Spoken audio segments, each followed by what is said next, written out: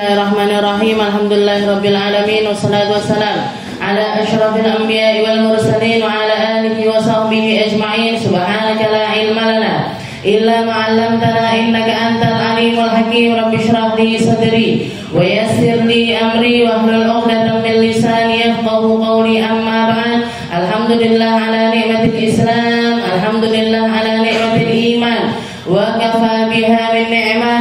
Alhamdulillah, segala puji bagi Allah Subhanahu wa taala yang mengaruniakan kepada kita Islam, yang mengaruniakan kepada kita iman, sehingga derajat kita para kaum perempuan diangkat setinggi-tingginya oleh Allah Subhanahu wa taala lewat syariat-syariatnya, serta diangkat setinggi-tingginya serta disayangi dengan sesayang-sayangnya oleh Nabi kita Nabi Muhammad sallallahu alaihi wasallam. Oleh karena itu cintanya Nabi kepada kaum perempuan ini laksana putri-putrinya sendiri, laksana istri-istrinya sendiri, laksana saudari-saudari serta bibi-bibinya Nabi. Oleh karena itu Rasulullah begitu cemburu tentang perempuan. Rasulullah begitu ingin perempuan ini menyadari tentang harga diri mereka yang sangat mulia, tentang kedudukan mereka yang setara dengan kaum laki-laki di sisi Allah Subhanahu wa taala. Setelah sebelumnya di zaman-zaman ketika Nabi Muhammad belum terutuskan, kaum perempuan begitu ditindas, kaum perempuan begitu tidak berharga, bahkan seringkali lebih murah dibandingkan barang-barang dagangannya. Berapa banyak di antara orang-orang jahiliyah yang setelah ayahnya meninggal mereka mewarisi ibu-ibu mereka. Ibunya dijadikan budak, ibunya dijadikan barang dagangan. Mereka sesuka hati untuk menjual ataupun memperdagangkan mereka. Bahkan diabadikan oleh Allah Subhanahu wa taala di dalam Al-Qur'an, wa idza busyira ahaduhum bil untha dhalla wajhuhu muswaddan wa huwa kadhim. Orang-orang jahiliyah, mereka-mereka yang masih memiliki rasa-rasa jahiliyah, mereka-mereka yang hidup di zaman kebodohan, idza busyira ahaduhum bil untha, ketika mereka diberi kabar gembira, Allah Subhanahu wa taala membahasakan perempuan ini, kelahiran seorang perempuan itu layaknya sebuah kabar gembira. Akan tetapi para bapak-bapak, para laki-laki, para suami-suami, kalau dikasih kabar gembira istrinya melahirkan anak perempuan, dhalla wajhuhu muswaddan wa huwa kadhim, wajah mereka langsung menghitam, naik pitam, mereka langsung marah semarah-marahnya, menganggap itu adalah sesuatu yang memalukan.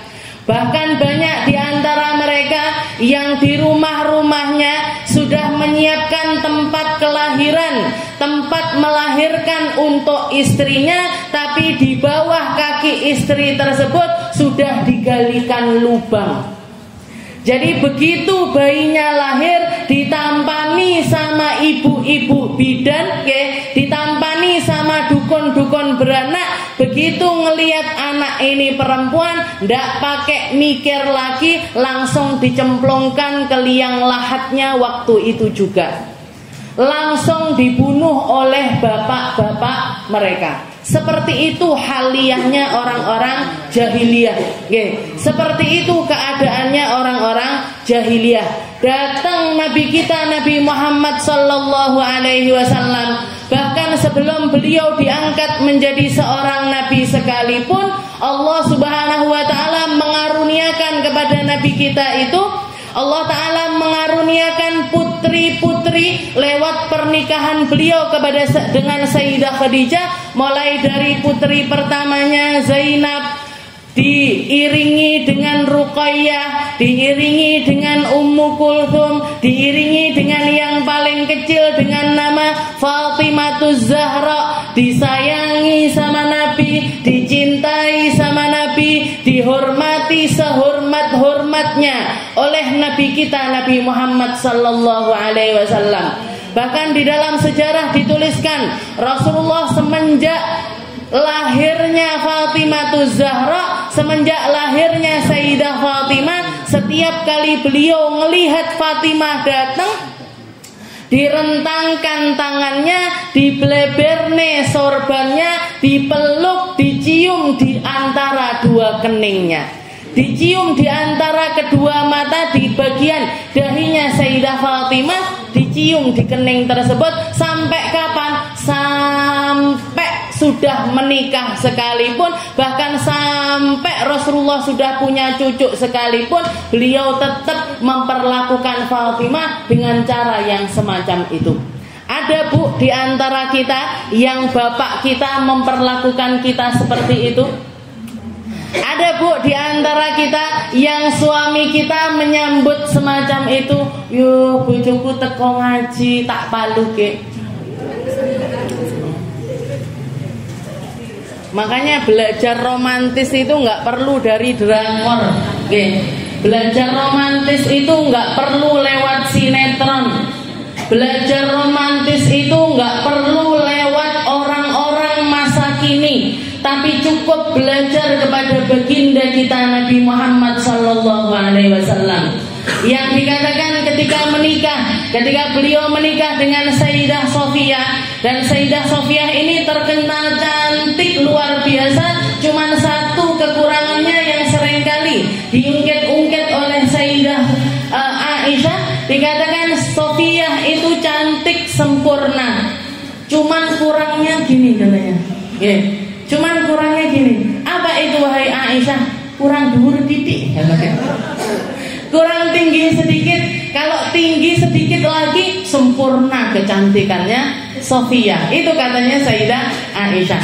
Dikatakan ketika Rasulullah sallallahu alaihi wasallam setelah pernikahannya dengan Sayyidah Sofiyah, yang sebelumnya beliau adalah mantan Yahudi, mantan istilahnya putra dari pendetanya Yahudi, putra dari seseorang yang paling dituakan di agama Yahudi, dan suaminya pun juga adalah seseorang yang semacam itu.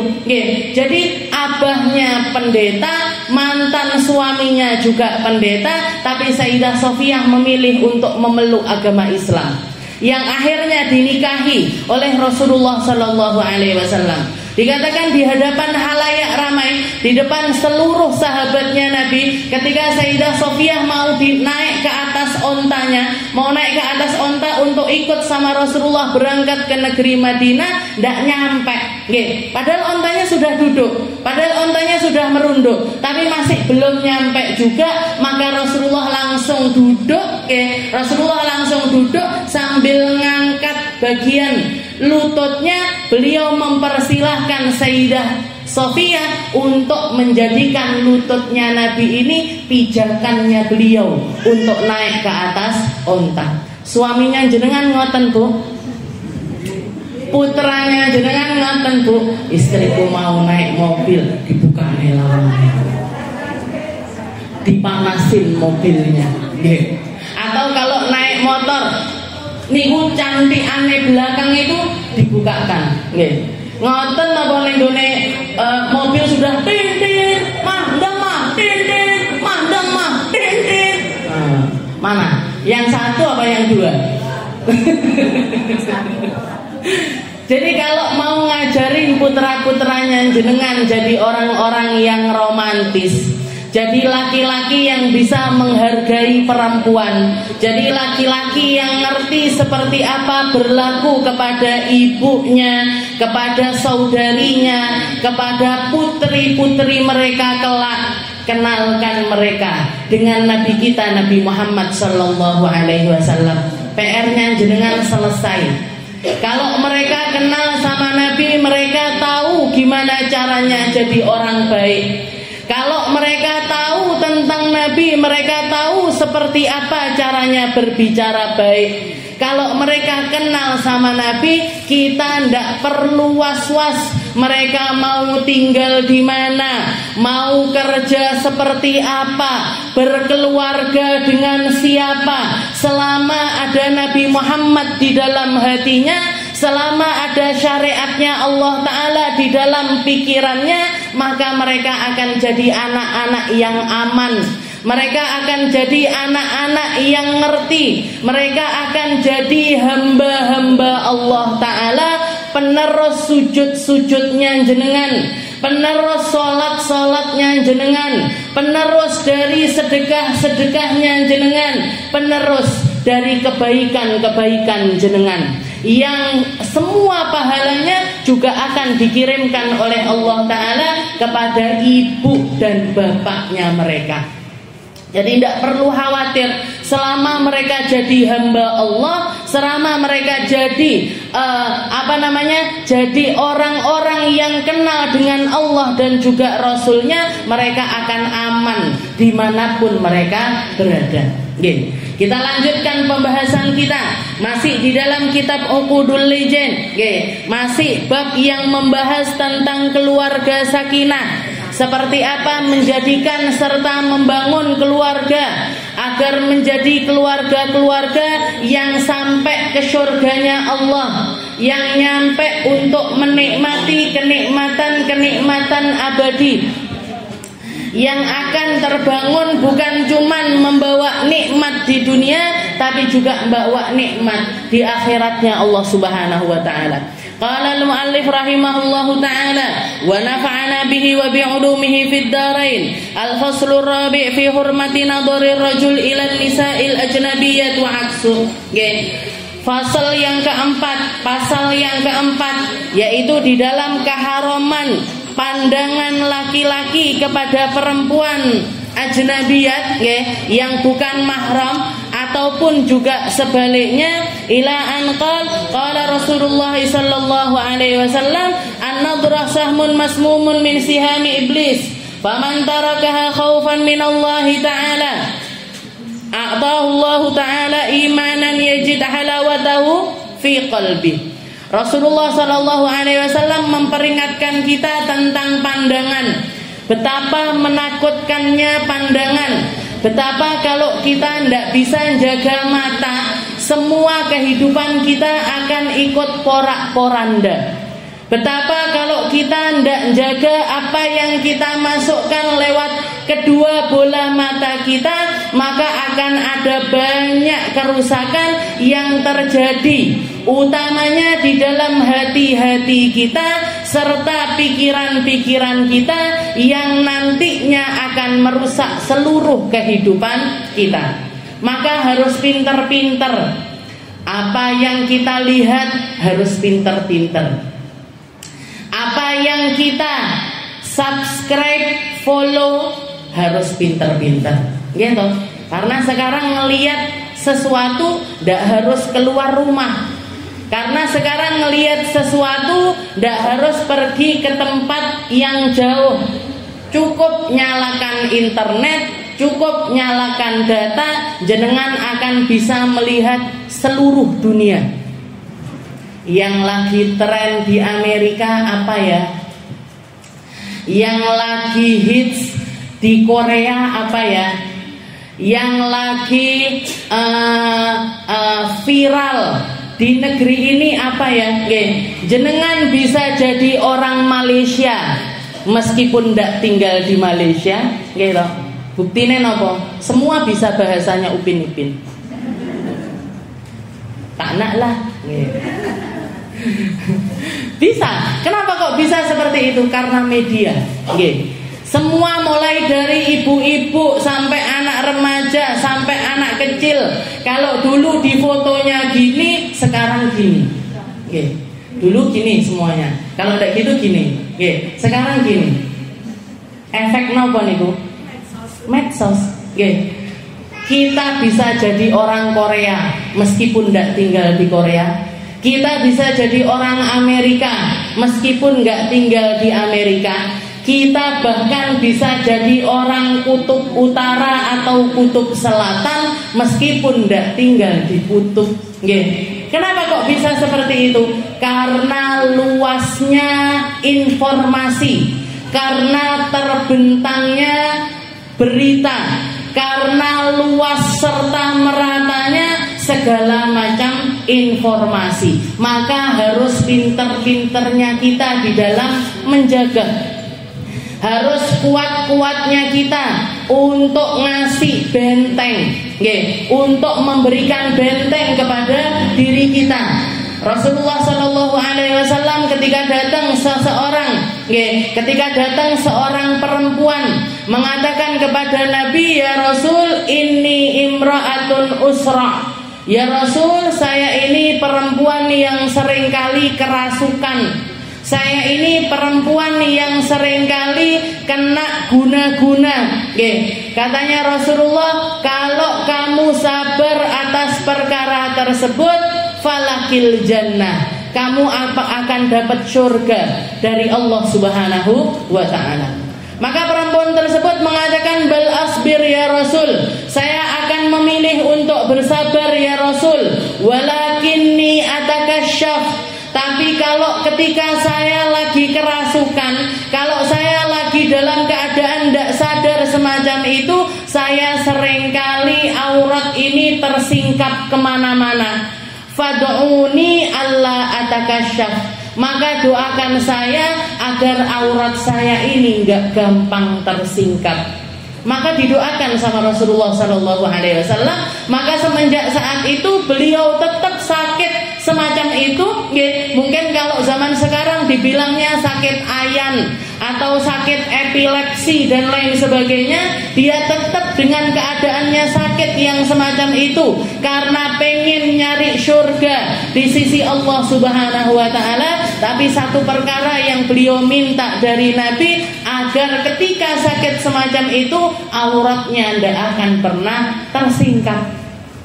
Maka dikatakan perempuan itu semenjak saat tersebut, dimanapun beliau berada, tidak pernah buka jilbabnya, tidak pakai celana panjang, tidak pernah pakai pakaian yang gampang untuk tersingkap. Makanya di zaman Sayyidina Abu Hurairah ketika lewat ngomong sama sebelahnya, apa kamu mau aku kasih tahu tentang seorang perempuan ahli surga? Maka laki-laki tersebut mengatakan, man hiya, siapa dia wahai Abu Hurairah? Perempuan itu yang didoakan sama Nabi untuk masuk surga, dan dia minta satu hal yang beliau minta, agar auratnya ini enggak gampang tersingkap, agar auratnya tidak gampang tersingkap. Jadi seperti itu, pandangan mata seseorang, aurat kita diperintahkan sama Allah Ta'ala selain untuk nundukkan pandangan, jaga kemaluan, juga nutup aurat kita. Di dalam hadisnya Rasulullah mengatakan, la'anallah an-nadir wal mandur. Allah Ta'ala melaknat orang-orang yang melihat auratnya orang lain, serta mereka-mereka yang menyingkap auratnya mereka. Dua-duanya dilaknat sama Allah. Yang melihat sama yang dilihat sama-sama dapat laknat. Yang melihat dan yang dilihat sama-sama dapat murka dari Allah Subhanahu wa ta'ala. Ini yang perlu untuk kita jaga. Makanya di dalam bab yang terakhir ini yang beliau taruh atau yang disisipkan adalah keharaman untuk memandang, apalagi yang lebih daripada itu. Apalagi yang lebih daripada itu. Sayyidina Isa mengatakan, iyyakum wan nadra fa innaha tazra' fil qalb syahwah wa kafa biha fitnah. Hati-hati sama yang dilihat, hati-hati sama yang dipandang. Iyyakum wan nadrah fa innaha tazra' fil qalb syahwah. Karena kalau orang sudah melihat, dia tidak akan bisa mengendalikan hatinya untuk kepingin terhadap hal tersebut. Dan cukup rasa-rasa semacam itu menjadi fitnah yang luar biasa untuk kehidupan seseorang. Untuk kehidupan seseorang, cukup apa yang masuk ke dalam hati kita, karena kita tidak ngontrol apa yang kita pandang, akhirnya hidup kita terpenuhi dengan perkara-perkara yang semacam itu. Kalau jenengan istilahnya gini, kalau kita adalah perempuan-perempuan yang suka dengan perhiasan, mendingan ngelihat list daftar perhiasan terbaru dari toko emas ini, dari toko perhiasan ini, dari toko perhiasan ini. Nggak usah di follow, apalagi di subscribe Instagram, TikTok, serta biasanya kalau ngiklan di tempat-tempat yang semacam itu. Kenapa? Karena kalau sudah kita ngelihat, kita nggak bisa ngontrol untuk kepingin. Kalau sudah nggak bisa ngontrol untuk kepingin, kalau orang yang punya duit, dia akan menghabiskan duitnya untuk perkara-perkara yang semacam itu. Kalau yang nggak punya duit, tambah menes melek, nggak keturutan, akhirnya pegel, akhirnya marah-marah, akhirnya pergi ke tempat, istilahnya akhirnya menjalar ke berbagai macam hal yang lainnya. Anaknya nggak kenapa-kenapa dimarahin, suaminya nggak kenapa-kenapa diomelin, tetangganya nggak kenapa-kenapa diomongin, padahal yang salah bukan mereka, yang salah adalah keadaan hati kita yang terfitnah dengan fitnahnya syahwat, yang terfitnah dengan fitnahnya keinginan, yang terfitnah dengan fitnahnya sesuatu yang ada di dalam hati. Makanya dikontrol.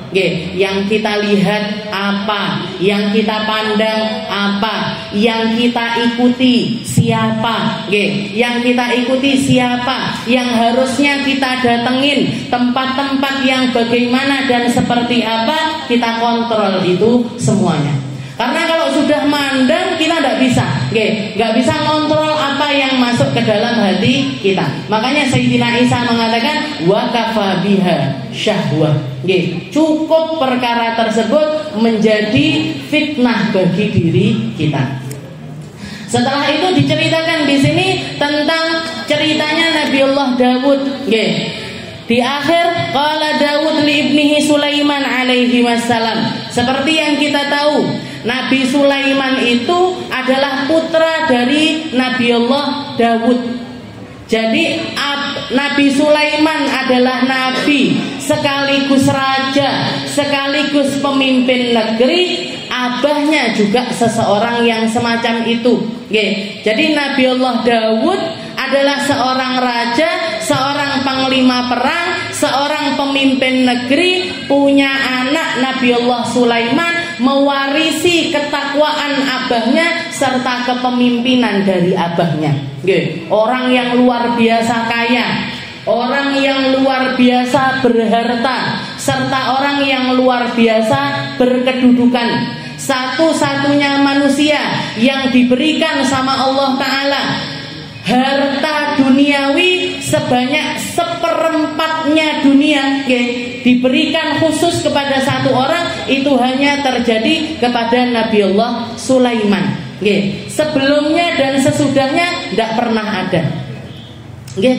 Kalau orang kaya yang kita lihat di zaman sekarang ini, paling berapa? Sekaya-kayanya mereka niku berapa? Siapa tahu orang paling kaya di dunia ini? Bill Gates, niku berapa? Paling sekian ratus atau sekian ribu triliun. Ini harta ini kalau dibandingkan dengan hartanya Nabiullah Sulaiman, tidak ada apa-apanya. Tidak ada apa-apanya. Jadi orang yang punya kedudukan serta istilahnya kuasa yang semacam itu, salah satu hal yang diwasiatkan oleh Nabiullah Dawud kepada Nabiullah Sulaiman, beliau mengatakan, ya bunayya imshi khalfal asad wal aswad wala tamshi khalfal mar'ah. Katanya Nabi Dawud kepada Nabi Sulaiman, wahai putraku, wahai Sulaimanku, mendingan kamu jalan di belakangnya seekor singa ataupun ular yang luar biasa besar ketimbang kamu jalan di belakang seorang perempuan. Mendingan kamu jalan dan di depanmu ada harimau ketimbang kamu jalan di depanmu ada perempuan. Nggih. Kenapa? Fitnahnya perempuan jauh lebih besar ketimbang singa. Jenengan kalau ngelihat singa yang dibayangkan nopo? Kalau lagi ke kebun binatang, ngelihat singa, ngelihat harimau, ngelihat beruang, nggih. Paling kan kalau di mobil ya nggak takut-takut banget gitu. Ini makannya daging. Ya Allah, Allah Ta'ala nyiptakan dia semacam itu. Allah Ta'ala nyiptakan dia cukup dengan makan daging saja, nggak pakai sayur pun lancar BAB-nya. Ya. Yang satu lagi sayur tak, nggak pakai daging juga bisa. Ya, paling seperti itu kita bayanginnya. Tapi kalau sudah ngelihat perempuan, apalagi yang tersingkap auratnya, apalagi yang terbuka bagian dadanya, atau apalagi maaf lebih lagi daripada itu, kira-kira jenengan bayanginnya gimana? Nggih. Ndak karu-karuan, Bu. Nggih, ndak karu-karuan. Ini dekat sama laki-laki ini, sekarang dekat sama laki-laki ini, sekarang begini, sekarang begitu dan lain sebagainya. Itu baru pikirannya perempuan. Jenengan bayangkan kalau itu masuk di dalam pikirannya para laki-laki. Nggih. Guru saya itu dulu pernah mengatakan, perempuan sama laki-laki itu punya syahwat 100 masing-masing. Nggih. Tapi kalau perempuan 99 syahwatnya, 1 di anaknya, 1 di suaminya, 1 di ibunya, 1 di pakaian, 1 di sepatu, 1 di make up, 1 belanja, 1 ini masak, ini macam-macam. Ya, 99 syahwatnya perempuan itu tentang perkara-perkara yang semacam itu. 1 syahwatnya mereka tentang urusan biologisnya mereka. Nggih. Makanya perempuan biasanya betah, istilahnya ndak berhubungan, maaf nggih. Jadi ndak berhubungan seksual seminggu, 2 minggu, sebulan. Ndak enek nyapo-nyapo. Istilahnya biasa-biasa saja. Nggih, biasa-biasa saja. Tapi kata guru saya, kalau laki-laki dari 100 syahwatnya mereka, 99%-nya itu di dalam urusan biologisnya.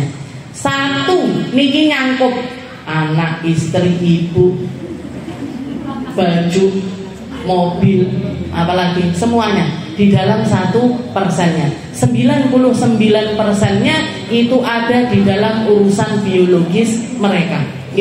Jadi laki-laki, makanya yang diutamakan di dalam ayat ini ya, ghaddu ya ayyuhalladzina amanu ghaddu absarakum, wahai para laki-laki tundukkan pandangan. Kalau kamu nundukkan pandangan, maka kamu akan bisa menjaga kemaluan.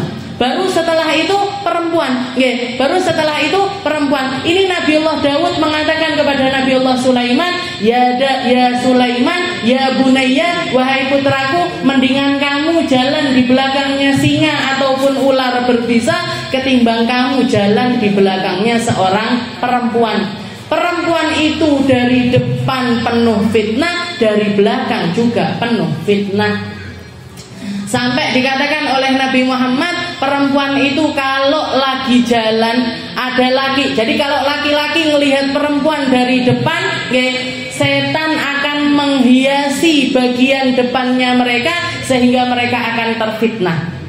Tapi kalau mereka melihat dari belakangnya, setan juga akan menghiasi bagian belakangnya sehingga bikin juga mereka terfitnah. Wong wedoin ngarep mburi salah, depan belakang itu salah.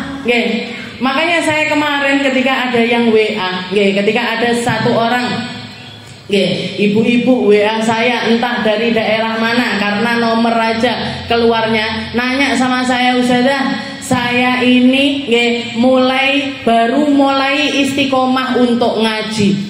Saya suka dengarkan Al-Bahjah TV, saya suka dengarkan Al-Wafa bi Ahdillah channel YouTube-nya alumni-alumninya Habib Umar. Saya suka dengarkan Dalwa TV, saya sangat senang dengarkan ceramah-ceramah semacam itu.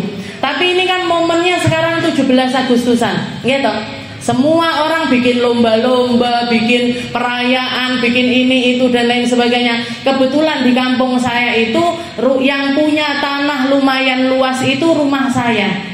Saya punya tanah luas di belakang rumah. Akhirnya para tetangga-tetangga saya ini minta izin untuk pakai tanah itu dipakai untuk latihan joget ibu-ibu kampung tersebut.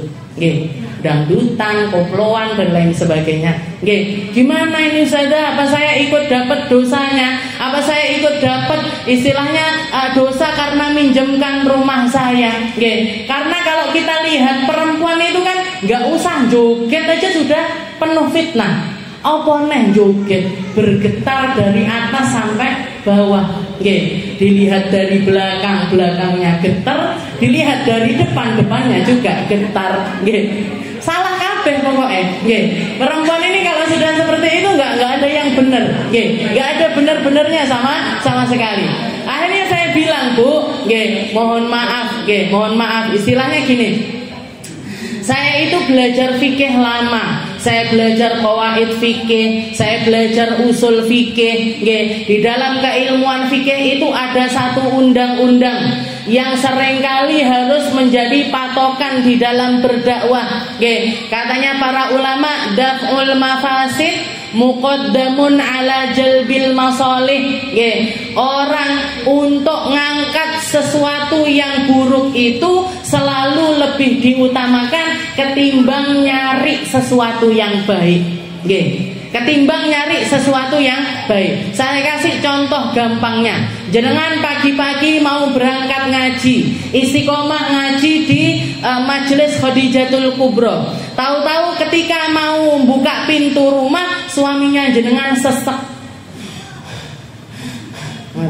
Jenengan panggah budaya ngaji apa bawa suaminya ke rumah sakit?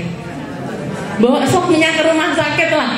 Jangan sampai saya istiqomah ngaji di sana ini. Saya kalau ini kehilangan ngaji sekali, apa jadinya hidup saya? Ndak tenteram hati saya dan lain sebagainya. Nih kira-kira bojone pripun? Ini mama iki sinau kok ora tambah bener. Kan seperti itu. Ini maksudnya apa? Kaidah di dalam fikih itu sesuatu yang berdampak buruk selalu harus kita utamakan ketimbang nyari-nyari pahala. Benar apa yang dikatakan ibu ini. Benar yang dikatakan ibu ini. Joget-jogetan, kumpul-kumpul, meskipun perempuan semuanya. Tapi tidak akan bisa kita kontrol siapa yang ngelihat. Bapak-bapak mesti juga ikut ngelihat, bahkan ikut sorak-sorak. Ikut sorak-sorak. Yo, sing ku ibu tiba-tiba henol ya. Yang ibu itu ternyata gini ya bodinya. Ibu itu. Nah, nanti kalau sudah masuk di dalam majelisnya bapak-bapak, ini tambah tidak karu-karuan, Bu. Yang diomongkan kejelekan, yang istilahnya pikirannya mereka, omongannya mereka, serta yang digosipkan sama mereka itu jauh lebih menjijikan daripada apa yang bisa kita bayangkan. Itu pikirannya laki-laki semacam itu. Benar yang dikatakan ibu ini, saya apa ikut nanggung dosanya Ustazah kalau minjemkan rumah serta tanah saya. Benar itu sesuatu yang tidak benar. Benar itu sesuatu yang keluar melenceng dari jalur syariat. Tapi kalau jenengan ndak minjemkan tanah, jenengan bisa teruwong sak kampung. Jenengan akan dimusuhi sama orang-orang sekitaran situ. Maka apa yang harus dilakukan? Nyenengkan hati mereka. Selama hati kita ini kita luruskan, ya Allah saya niat minjemkan, bukan untuk mendukung apa yang mereka lakukan, serta ikut senang dengan apa yang mereka lakukan semacam ini, tapi saya berusaha agar saya terlindung dari keburukan yang ada di sekitaran sini, dan dengan harapan semoga kalau mereka tambah dekat dengan saya, senantinya mereka akan jadi orang-orang yang kenal majelis, kenal tempat nyari Allah, kenal tempat nyari Rasulullah Sallallahu Alaihi Wasallam. Bahkan kalau perlu jenengan siapkan sirup, jenengan siapkan teh, kasih cemilan-cemilan, meskipun ndak usah ikut joget, meskipun ndak usah ikut joget. Apa saya mengharamkan hal-hal yang semacam itu? Apakah saya mengharamkan hal-hal yang semacam itu? Dilihat dari segi manapun, tidak ada syariat yang membenarkan perkara-perkara yang semacam itu. Bahkan kalau harusnya istilahnya kalau kita ngomongin tentang bergembira dengan nama kemerdekaan, bergembira dengan nama NKRI, bergembira dengan merah putih yang kita kibarkan, pahlawan-pahlawan kita dulu itu, ulama-ulama kita itu berjuang mati-matian untuk memerdekakan kita. Kira-kira kalau kemerdekaannya diisi dengan hal-hal yang semacam itu, mereka senang apa? Mboten. Mereka gembira apa enggak? Masih mending kita yasinan, tahlilan, ngirimkan doa untuk mereka, ngenang jasa-jasa mereka, karena mereka sudah mengeluarkan hartanya, jiwanya, raganya, doa-doanya, pikirannya, semuanya untuk negeri ini. Maka sudah sepantasnya kalau kita bisa bersyukur, kalau kita jadi orang-orang yang pintar di dalam mensyukuri kemerdekaan ini. Gak harus kemerdekaan ini dijadikan ajang foya-foya, dijadikan ajang hura-hura dengan cara-cara yang semacam itu. Gak apa-apa nyenangkan anak kecil, yang pantas lomba-lomba niku kan anak-anak. Mau jenengan suruh mereka makan kerupuk lah, mau jenengan suruh mereka masukkan pensil ke botol, pantes. Lele ibu-ibu niku lho. Kalau ibu-ibu ngene-ngene, ngeten-ngeten. Ibu-ibu ngapain berarti saudara? Ibu-ibu ngapain? Masak-masak, dukung sama acaranya mereka, atau jadi juri. Kalaupun misalkan pengen bikin lomba-lomba yang manfaat. Kalau nggak pengen yang ada Islam-Islamnya, jenengan lomba masak, jenengan lomba make up, jenengan lomba pakai kerudung yang rapi, jenengan lomba jahit, jenengan ada banyak macam lomba.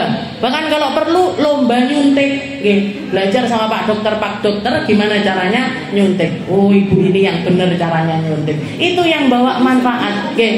Lomba apa malih? Lomba ngerawat orang tua, caranya ganti pampasnya orang tua, bersihkan yang benar, dan pelatihan-pelatihan yang semacam itu jauh lebih bawa manfaat. Itu jauh lebih bawa manfaat ketimbang cuman ngoten-ngoten niku. Napa tepung di ngeten-ngeten ya gembira, istilahnya gembira. Kalau misal nggak boleh hal yang semacam, boleh, tapi kondisikan tempatnya. Nggak ada laki-laki di situ, steril semuanya, ibu-ibu semuanya perempuan, sehingga sehingga aurat kita terjaga, sehingga pandangan matanya orang juga terjaga, dan mereka nggak ngomong macam-macam di luar sana. Niki sudahlah direkam di video, terus diupload, sa Indonesia ndelok kabeh kelakuan-kelakuan yang semacam ini. Ini kira-kira pahlawan kita mesem napa nangis? Kira-kira pahlawan kita guyu napa ngenes? Kalau ngelihat kita ngisi dengan alasan mengisi kemerdekaan dengan cara-cara yang semacam itu. Ayo open minded, ayo kita buka bicara pola pikir kita, ayo kita buka hati kita, ayo kita buka cara kita untuk prinsip-prinsip di dalam hal-hal semacam ini dengan perkara-perkara yang maju. Bu, orang-orang luar sudah sampai ke bulan, orang-orang luar sudah ilmu kedokterannya sudah luar biasa maju. Mosok awake dhewe panggah lomba masukkan kelereng ke dalam botol, masukkan pensil ke dalam botol, dan lain sebagainya. Ayo kita majukan negeri kita dengan perkara-perkara yang jauh lebih bermanfaat dan lebih bermartabat bagi nusa bangsa serta agama kita. Serta agama kita, karena kita mayoritas muslim. Negeri kita ini mayoritas muslim, mayoritas muslimah, maka harusnya ndak akan ada omongan kalau kita menghiasinya dengan perkara-perkara yang islami, perkara-perkara yang datangnya dari Nabi kita Nabi Muhammad sallallahu alaihi wasallam. Ini wasiatnya Nabiullah Daud. Wahai ya bunayya, wahai Sulaiman, mendingan kamu jalan di belakangnya singa, di belakangnya ular berbisa, ketimbang jalan di belakangnya perempuan. Seperti yang kita tahu, Nabiullah Daud, salah satu hal yang menjadi ujiannya Allah Ta'ala kepada beliau nyangkut tentang kisahnya dengan seorang perempuan.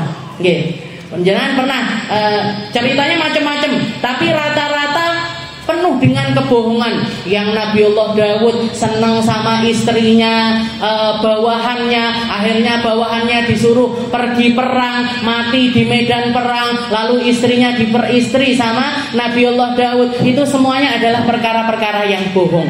Itu semuanya adalah kisah-kisah yang bohong. Memang benar Nabiullah Daud ini pernah ada rasa dengan salah satu istri bawahannya, tapi beliau memperistri istri bawahannya ini dengan cara yang terhormat. Bukan dengan mengorbankan takkan perang ning gone ngarep dhewe ben mati, ben cepet mati, nanti istrinya saya peristri. Ndak seperti itu. Itu adalah kisah-kisah yang bohong. Namanya kalau di dalam Islam itu, kalau di dalam ilmu tauhid itu kisah Israiliyah. Kisah-kisah yang banyak dilebay-lebaykan sama kaum Israel. Kayak sakitnya Nabiullah Ayub yang katanya bentol-bentol seluruh badan, dari bentolnya itu keluar ulet-uletnya dan lain sebagainya. Itu adalah cerita-cerita yang tidak bisa dipertanggungjawabkan. Jadi memang benar beliau memperistri salah satu istri dari bawahannya, dan istri tersebut menjadi istrinya beliau yang ke-100. Jadi beliau sudah punya istri 99. Nabi Daud ini sudah punya. Bu, poligami paling sedikit itu umatnya Nabi Muhammad. Dibatasi sama Allah Ta'ala 4 maksimal. Nabi-nabi terdahulu mau 100, mau 200, bahkan mau 1000 pun boleh. Dan itu sesuatu yang halal. Di zaman Nabi Daud masih seperti itu. Jadi yang paling diungkret sama Allah Ta'ala niku umatnya Nabi Muhammad sallallahu alaihi wasallam mek 4. Tapi jangan saya Ustazah. Iya, sama saya juga.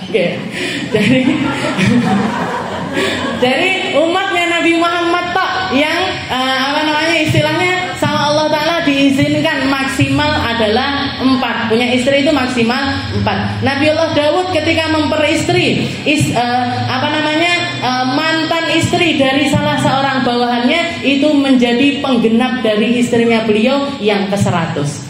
Makanya sama Allah Ta'ala didatangkan 2 orang laki-laki yang naik ke istananya beliau lewat pagar, karena lewat pintu tidak diizinkan. Akhirnya main naik pagar, datangi Nabiullah Daud. Setelah itu menceritakan, ya Daud, wahai Nabiullah Daud, saya ini adalah seorang laki-laki yang punya kambing 1, sedangkan tetangga saya punya kambing 99. Setelah dia punya kambing yang ke-99, ternyata dia masih menginginkan kambing saya yang 1. Katanya Nabiullah Daud, kok serakah sekali kamu. Kok serakah sekali kamu. Saudaramu cuma punya 1, sedangkan kamu 99, yang 1 ini pun juga kamu inginkan. Tapi setelah itu beliau langsung sadar, iki kok koyo aku. Ini kok sama seperti saya. Saya punya istri 99, tapi masih pengen juga sama istri bawahan saya yang cuman punya istri satu, yang cuman punya istri satu. Akhirnya beliau taubat kepada Allah Subhanahu wa taala. Jadi makanya beliau mengatakan seperti ini, ya Sulaiman, wahai Sulaiman, mendingan kamu jalan di belakangnya singa ataupun ular berbisa ketimbang jalan di belakangnya perempuan. Karena kamu kalau sudah melihat wajahnya perempuan, apalagi ngelihat auratnya perempuan, kamu tidak akan bisa ngontrol apa yang terjadi di dalam hati serta pikiranmu, yang akhirnya dampaknya bisa jadi bikin kamu tambah serakah, bikin kamu tambah berdosa, bikin kamu ibadahmu jadi tidak khusyuk kemana-mana, nggak khusyuk. Orang kalau yang dilihat macam-macam, kalau pikirannya banyak, kalau yang ada di otak serta hatinya ini macam-macam, tidak mungkin bisa dapat kekhusyuan. Jangan kalau sholat setelah scrolling koleksi hijab terbaru, Allahu Akbar, sing jubi api yo, tapi sing kuning yo api, sing pink yo api, sing dia sing tak tuku, ngoten mesti. Kayak gitu. Kalau jenengan ngelihat sinetron atau ngelihat drama semacam itu, setelah itu sholat bari piye yo, jadi diceraikan apa enggak sama suaminya, itu yang terpikirkan, itu yang terlintas. Kenapa? Masuknya dari mana? Dari mata. Dari mata masuk ke hati, ngontrol pikiran kita, akhirnya kemana-mana. Nah ini kalau urusannya laki-laki ngelihat ke perempuan, semacam itu keadaannya, semacam itu keadaannya. Jadi seperti itu yang dikatakan oleh Nabi Sulaiman dan Nabiullah Daud kepada Nabiullah Sulaiman. Wa qila li Yahya alaihi salam. Setelah itu juga dikatakan kepada Nabiullah Yahya alaihi salam, wa huwa lam yakun lahu mailun ila amrin nisa, ma bada az-zina, qala an-nadhar lil mar'ah wa tamanni liz-zina bil qalb. Dikatakan Nabiullah Yahya ketika ditanya, padahal beliau adalah seseorang yang tidak punya keinginan terhadap seorang perempuan, istilahnya beliau fokus untuk memfokuskan dirinya untuk ibadah kepada Allah Subhanahu wa taala. Ketika ditanya ma bada az-zina, zina itu permulaannya dari mana? Maka beliau mengatakan qala an-nadhar, permulaannya dari pandangan, permulaannya dari mata, dari mata ke wa tamanni lizina bil qalb wa zinal ain min kubaris saghair wa huwa yuaddi ila al-qurb ila al-kabiratil fahishah. Dan sungguh orang zina mata, zina mata, ngelihat kepada sesuatu yang enggak benar lewat mata, itu termasuk kubarus saghair, permulaan kecil dari dosa yang luar biasa besar. Dan dosa besar ini tidak akan pernah terjadi kalau tidak dimulai dengan pandangan-pandangan kecil. Kecil, akeh melumpuk, akhirnya terjadilah yang namanya zina.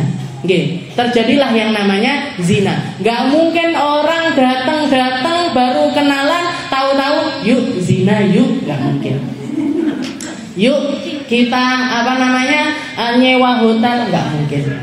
Selalu dimulai dari percakapan, pertemuan sekali, 2 kali, 3 kali, 5 kali, 10 kali, akhirnya terjadilah yang namanya zina tersebut. Jadi permulaannya dari an-nadhar, melihat. Makanya kita kalau melihat sesuatu, terutama yang kaitannya sama lawan jenis kita, katanya Rasulullah ketika mengatakan kepada Sayyidina Ali, lakal ula wa alaikas tsaniyah. Kalau mandang yang pertama itu namanya rezeki, tapi pandangan yang kedua itu sudah jatuhnya dosa. Berarti pripun saja didelok terus saya sekali yang lama, nggak seperti itu. Sekali langsung kita berpaling itu tidak dianggap dosa sama Allah Ta'ala. Baru pandangan setelah yang pertama itu yang dianggap dosa. Itu yang dianggap dosa. Jadi dimulai dari pandangan. Dimulai dari pandangan. Selalu dimulai dengan pandangan. Ilal kabirat wa huwa zinal faraj. Wa man lam yaqdir ala ghaddi basarihi lam yaqdir ala hifdzi farji. Orang yang matanya jelalatan, dia tidak akan bisa ngontrol farjinya, enggak akan bisa ngontrol kemaluannya. Wa qala al-Fudail yaqulu iblis wa qusil qadimah wa sahmil ladzi la ukhti bih. Katanya iblis sudah mengikrarkan pandangan itu adalah busur-busur panahku yang selalu melesat tepat sasaran, tidak pernah salah. Jadi katanya iblis, orang kalau senjata utamaku adalah pandangan mata seseorang, itu laksana busur-busur panahku, laksana anak-anak panahku yang kalau sudah terlemparkan dia tidak akan pernah salah sasaran. Saya selalu benar, saya selalu bisa menjerumuskan, saya selalu bisa menyesatkan, saya selalu bisa giring orang-orang ke neraka lewat pandangan mata mereka. Itu kayak anak panahnya iblis. Jadi kalau kita jelalatan, kalau kita semuanya dipandang, kalau kita segala hal kita lihat, itu kayak sama aja kita mempersilahkan, silahkan please, silahkan bawa saya ke neraka, silahkan setan maksudnya, silahkan giring saya untuk nyemplung ke dalam api neraka. Seperti itu. Kayak kita, makanya kita harus ngontrol. Sing didelok apa? Paling aman kalau jenengan buka YouTube. Kalau buka YouTube, dengarkan hal-hal yang bermanfaat.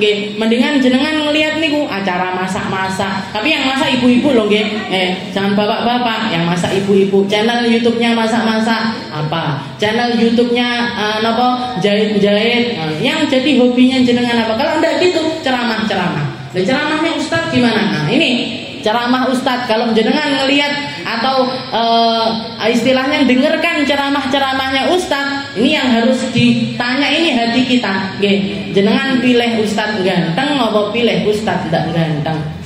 Pilih Ustadz yang kita ngambil tentang ilmunya mereka, apa ngambil good lookingnya mereka? Karena Ustadz ganteng-ganteng ini followernya banyak. Dan saya yakin hampir separuh lebih itu sing didelok ustadze dudu ilmune.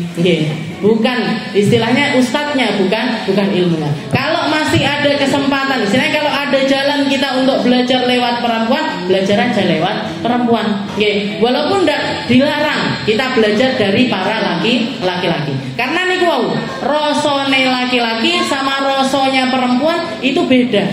Kalau guru perempuan sama sekali tidak boleh ngajar laki-laki. Saya tidak akan pernah mau ngajar laki-laki.